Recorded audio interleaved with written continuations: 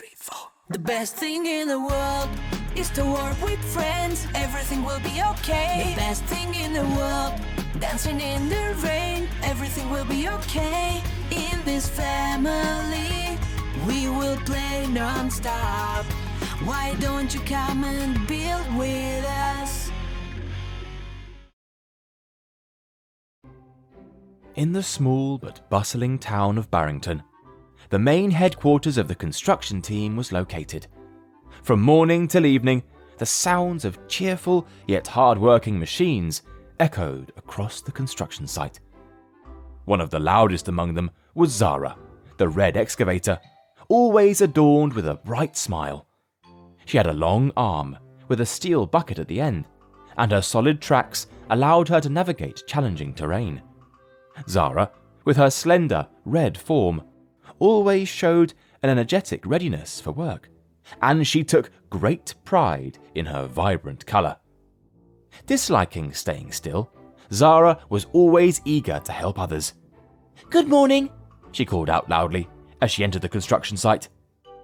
Shortly after, Winston, the firm yet understanding crane, appeared. He was like a father on the construction site, with his experience, confidence, and calm way, and other machines always listened to what he had to say. "Hello, Zara," he said with a slight smile. "I have a little surprise for you today." "I love surprises," exclaimed Zara, waving her arm excitedly. At the same time, the rest of the team arrived. Benny, the blue bulldozer, Rico, the yellow roller, and Tilly, the green truck. All the machines listened with interest to what Winston had to say. "Today, we have a new member joining our team. His name is Sparky. He's a robot, and he'll be our inspector on the construction site." "Inspector?" Rico exclaimed, surprised. "What does that mean?" "Inspectors are very important," Winston explained. "They monitor all the work happening on the construction site, making sure that the work is done well and building rules are followed." "And safety rules," added Zara. "Exactly. Well said, Zara," smiled Winston. "You know what? I have an idea," said Tilly. "Let's make Sparky feel special." "Fantastic idea," cheered Zara. "Let's organise a parade for him." Excited machines began planning the details, laughing and honking loudly. Winston watched from the side, a warm smile on his face. He was proud of how everyone was ready to welcome Sparky. The machines got the main square ready for Sparky's arrival, cleaning up trash, moving pipes and building materials, and storing all the traffic cones. With Winston's help, they set up a large banner with a hand-painted sign that read, "Welcome to your new home, Sparky." Rico cleared the way, ensuring it was free from uneven surfaces and obstacles. Tilly transported colourful decorations, balloons and banners to the parade location. Zara set up the main stage, where Sparky would be welcomed. Benny the bulldozer cleared debris and prepared the main banner. Winston supervised the work of all the machines and, in the end, placed the banner prepared by Benny. Excited, the machines waited for Sparky's appearance. When Winston saw the little robot on the construction site, he gave the signal to start the parade. First in line was Benny, the blue bulldozer, lifting and lowering his blade. Behind him was Zara, with balloons attached to her excavator tower. Then Rico came and used his roller to bounce a little in excitement. Tilly the truck honked her horn loudly as she followed the rest of them. At the end was Winston, who had a huge sign hanging from the top of his crane that said, "Welcome, Sparky." The little robot saw all of this and felt incredibly nervous from all the attention. He looked at how much bigger than him everybody was. He was so worried that instead of looking at the parade, he spent most of the time looking down at the ground, a shy look on his face, as he waited quietly for the parade to end.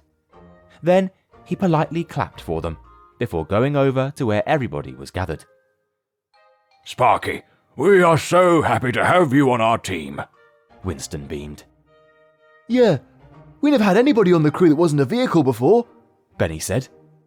I never even knew what a robot looked like until now, Tilly added. They didn't mean to make Sparky feel different, but he now noticed that he was not like everybody else.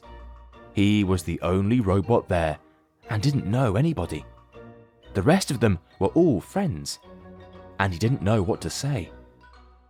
When he spoke, it was so soft that they could barely hear him. I'm excited to work with all of you too. Winston had everybody get to work, and they went and did their jobs on the construction site. Sparky walked around and watched while taking notes on his clipboard about things that he saw. He noticed that Zara should have been working near Benny, but the two of them were far apart. It was wasting a lot of time and energy for them to be going back and forth.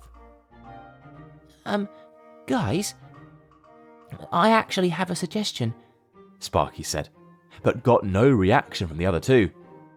They kept working as normal. Sparky just wrote it down and went to the other end of the construction site to see how the others were doing. Rico and Tilly were working together, and Sparky noticed that they weren't being very safe. They were joking around instead of paying attention to their task. Excuse me, that's actually a little bit dangerous. You need to watch more carefully what you're doing. The two didn't hear Sparky because Rico was busy telling a joke. When they laughed, Sparky thought it was at him, and he quickly left. By the end of the day, he was sad and saw everybody gathering to hang out after work. He looked at them, hopeful that he would be invited, but none of them said a word. So he went off on his own, until he ran into Winston. How was your first day, Sparky? Not so good. Nobody listened to what I had to say. I don't think they like me very much. They were excited to hear about you joining us. Let me go talk to them and see if I can figure this out. Winston left to go and find everybody else. He spoke to them and brought up how Zara and Benny had ignored Sparky's suggestion. We weren't ignoring him, Benny insisted. We didn't hear him over the construction noise. If we had, we would have listened, because you said an inspection is there to help, Zara added.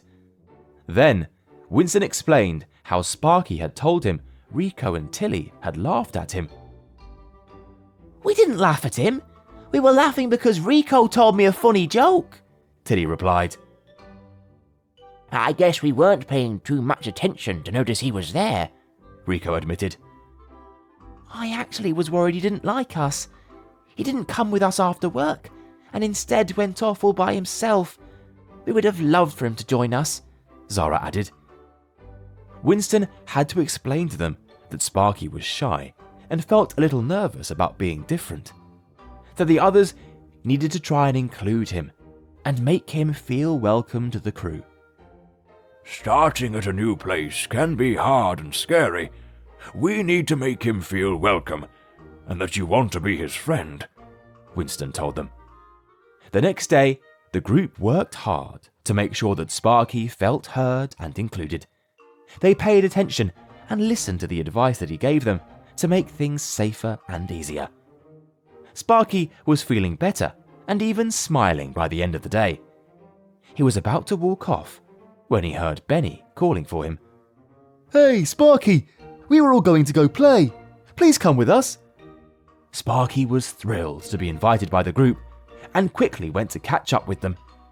He might have been smaller and different than the others, but for the first time since he arrived, he didn't seem to notice or care. They told him that they would all be good friends and that they would be the best construction crew in all of Barrington. Thank you for making this place feel like a good new home. I was nervous that nobody would like me, but now I know that everything will be fine, just like Winston told me, Sparky said. Yes, we need to take you around Barrington and show you all the best places to go. You can even hop onto the back of my truck to get a better view, Tilly said, bending down to allow Sparky to climb on top. The group walked off together, with Winston watching and smiling, proud that his crew did the right thing and learned an important lesson. Just because Sparky was different and new didn't mean that he couldn't fit in with everybody else.